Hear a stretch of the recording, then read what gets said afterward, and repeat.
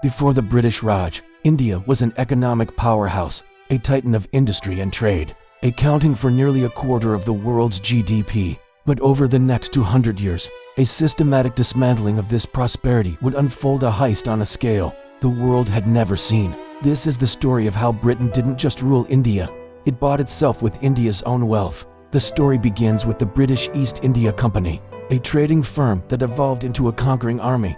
After the Battle of Plassey in 1757, the company seized control of Bengal's vast treasury. This was not trade, it was plunder. They implemented a system of taxation that was ruthlessly efficient and cripplingly high. Revenue collectors, backed by British force, extracted wealth from the land, leaving farmers with barely enough to survive. 1/3 of Bengal was transformed into a jungle, and a devastating famine in 1770 claimed millions of lives. A direct consequence of these brutal economic policies. With political power came economic monopoly.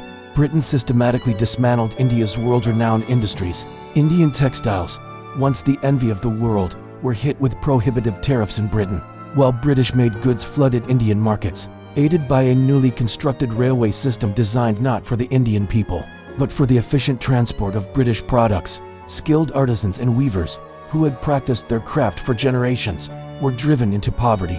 The vibrant heart of Indian manufacturing was deliberately stopped. Then came the drain of wealth. A significant portion of India's revenue was siphoned off to Britain. Under the guise of home charges, payments for the costs of the colonial administration, for wars fought by Britain across the globe, and for the pensions of British officials. It was a sophisticated system of extraction, bleeding the Indian economy dry. Capital that should have been invested in India was instead used to fuel Britain's industrial revolution. India was forced to pay for its own subjugation.